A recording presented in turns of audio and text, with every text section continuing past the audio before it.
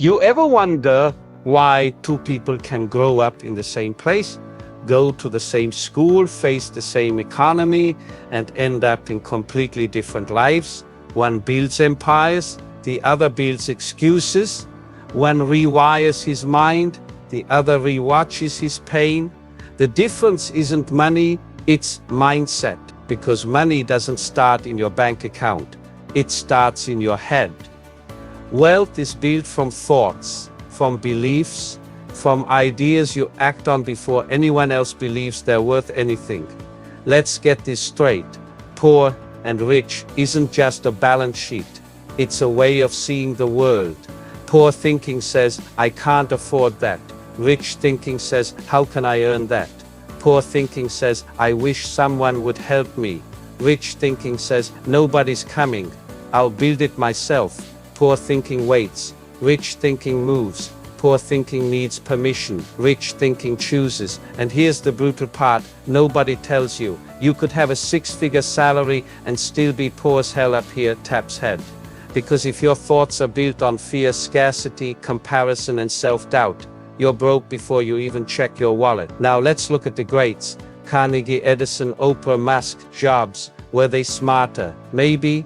More talented? Debatable. But here's what they had: a thought so bold, they were willing to look stupid chasing it. That's the seed of wealth.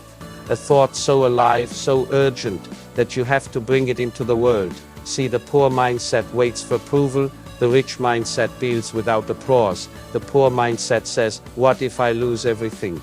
The rich mindset says, if I don't try, I've already lost. One survives, the other creates.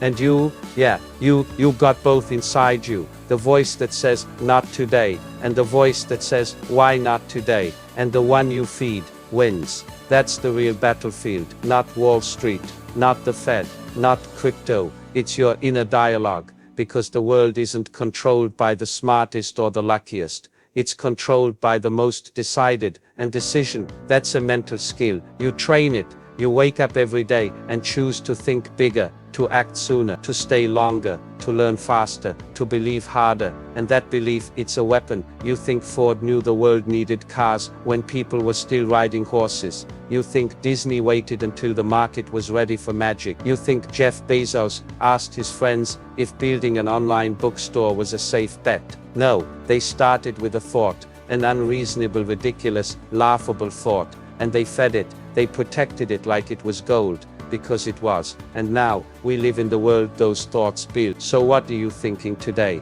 Is it the kind of thought that creates life, or just delays it? Let's talk about faith, not the religious kind. The kind that says, even if I don't know how, I'll figure it out. That kind of faith rewires poverty into progress. That kind of faith builds habits, and habits build results. Let's get real. The difference between you and the life you want isn't a lottery ticket.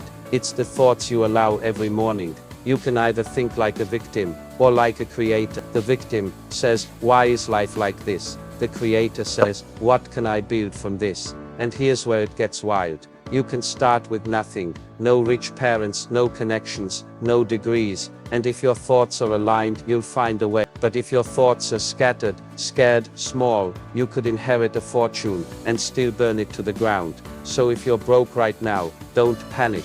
But if you're thinking like a broke person, that's the emergency, because poverty is a virus of the mind, and the cure is choice. The choice to challenge your old beliefs. The choice to stop saying, I'm not the kind of person who, and start saying, I become the kind of person who. That shift. That's how poor people become rich. That's how fear becomes fuel. That's how average becomes legend. Let's go deeper, because mindset, it's not just about thinking positive. It's about thinking powerfully. See, rich people don't just have better resources, they have better mental frameworks. They don't ask, will this be easy? They ask, will this be worth it? Poor thinking says, I hope it works out. Rich thinking says, I'll make it work. Your life will only go as far as your thoughts are willing to stretch. And most people, they think in circles. They rehearse doubts. They memorize excuses. You want to change your life, you've got to burn the script that's been playing in your head for 10 years. And here's where most people stay stuck. They have ambition, but no clarity. They say, I want more, Okay, more what? More money? How much? By when? Doing what? You can't hit a target you can't see. And that's why most people lose. They're swinging in the dark, hoping life cuts them a break. But the rich, they build their vision like a blueprint. Detailed, intentional, sharp. They don't wake up wondering what to do. They decide the night before. You think Elon Musk wakes up wondering if he should work on Tesla or SpaceX? No, he already made that decision 10 years ago. He doesn't hope, he executes. And you can do the same, but only if you stop treating your dreams like a side hustle. You want to level up. Get ruthlessly specific. What's the number? What's the timeline? What's the price you're willing to pay? Because if your goal doesn't scare you a little, it's not a goal, it's a fantasy. And now let's talk about what really separates winners. Discipline, not talent, not motivation. The quiet, invisible warrior habit. The ability to do what needs to be done, especially when you don't feel like it. Because the rich don't operate on emotion, they operate on commitment. Poor thinking says, I don't feel like it today. Rich thinking says, I do it anyway. Discipline is boring. It's ugly. It's waking up at 5 a.m. when nobody's clapping. It's saying no to comfort when everyone else is celebrating mediocrity. You know what poverty loves? Comfort. You know what wealth loves? Repetition. Success isn't glamorous. It's repetitive. It's consistent. It's mastery of the mundane. While others quit on day 30. The rich grind on day 30. That's why they own the buildings you work in. And it all comes back to one thing: action. Because clarity without action is a lie. Discipline without execution is dead. You want to be rich? Stop overthinking, start moving, send the email, make the call, start the project, finish the book, launch the idea. Stop waiting for the stars to align. They won't. You think Oprah waited to feel ready. You think Ford had a roadmap when he changed the world. Hell no. They act, they learned by doing, they built while bleeding. That's the secret.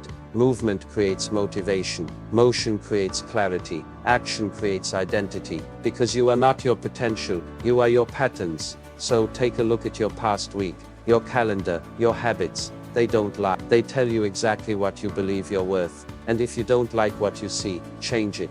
Not tomorrow, now, because the clock's ticking. And the life you want, it's not on sale, it's not getting easier, it's waiting for you to stop negotiating with your weakness. Every time you delay, you vote for the life you said you didn't want. Every time you show up, you cast a ballot for the life you do. And eventually those votes add up. That's how empires are built. That's how legacies are born. Not in one big leap, but in thousands of boring, brutal, beautiful decisions done when no one's watching. So stop chasing hacks. Stop chasing shortcuts. Chase consistency. Chase discipline. Chase action. And the wealth, it'll chase you. Gratitude. Yeah, I know. It sounds soft, weak, like a motivational meme. But let me tell you something real. Gratitude isn't about saying thank you when things go right. It's about staying dangerous when everything's going wrong, and still choosing to stand up and fight. Gratitude is a weapon, a strategy, a mental advantage that poor minds don't know how to use. Because most people only see what they lack. They count the money they don't have, the time they wasted, the chances they missed. But the rich mind, it sees what's left, not what's lost. You've still got breath. You've still got choice. You've still got fire. That's more than enough. Because the second you start focusing on what is, instead of what isn't, you stop being a victim. And when you stop being a victim, you start being dangerous. Gratitude isn't weakness.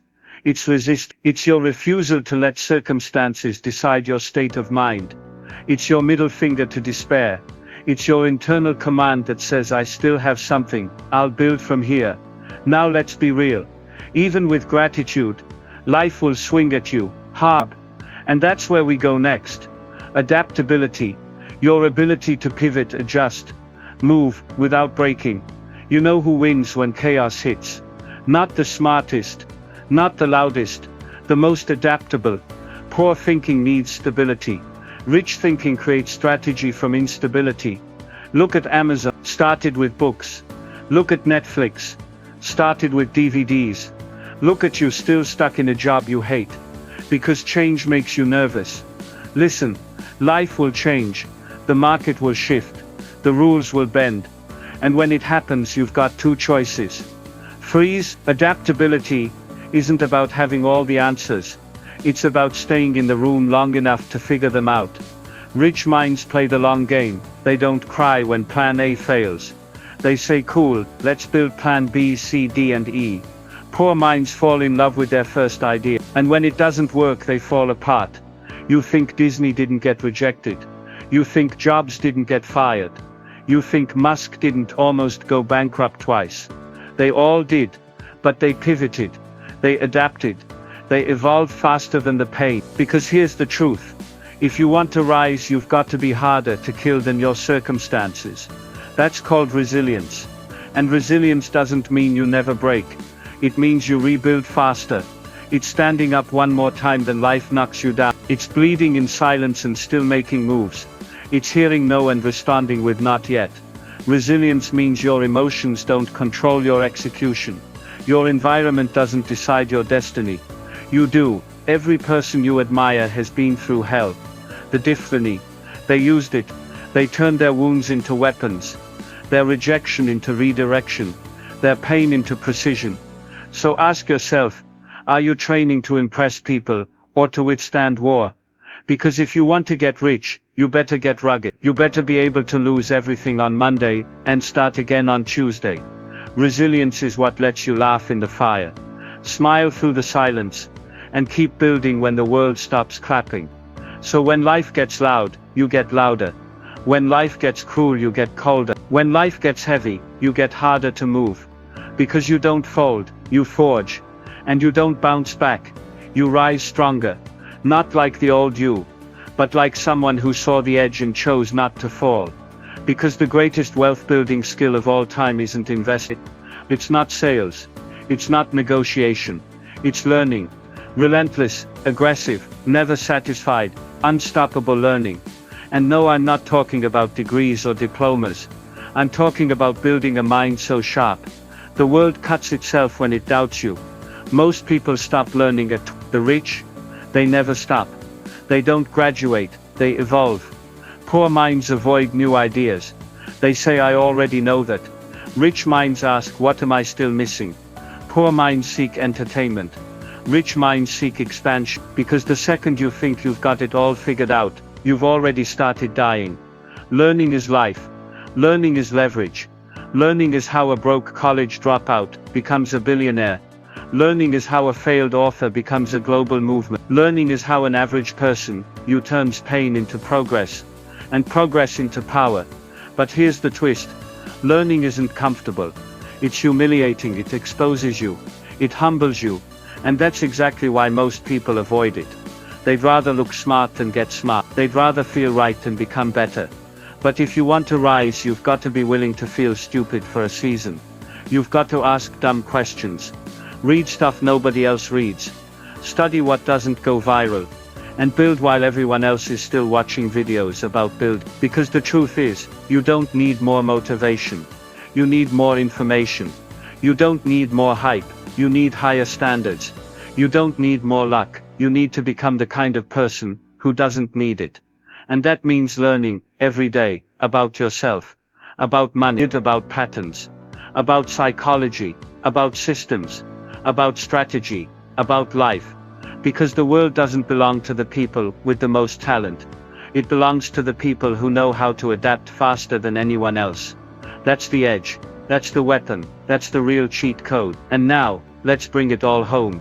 You've got two lives, the one you're living, and the one that's still possible. And the only thing standing between them is not luck, or timing, or privilege. It's you. Your thoughts, your mindset, your decision. You were not born to repeat your parents' struggles. You were not born to follow the rules of people who never won. You were not born to survive quietly in someone else's system.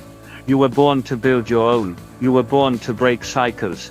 You were born to bend reality. But it won't happen someday. It happens when you say enough. Enough playing small. Enough blaming the system. Enough shrinking for other people's comfort. Enough hiding behind fear, comfort, and self-doubt. Enough, this is the moment. Not next year. Not when you're ready. Not after you get approval. Now, you decide. You act. You change. Because you are not your mistakes, you are not your past, you are not your paycheck, you are not your circumstances, you are your choices. And if you choose to believe, to shift, to build, to bleed, to rise, then everything changes. Not overnight, but forever. So wake up, not just from sleep, from silence, from denial, from the illusion that life owes you something. It doesn't, but you owe you. And your future, it's not found, it's forged. By thought, by will, by fire. So don't just dream it, don't just plan it, don't just visualize it. Become it, because that's the real difference between the rich and the poor. Not money, not connections, not luck, but this. The rich choose to believe that their thoughts matter, and then they act like it. Now you know the truth. So what are you going to do with it?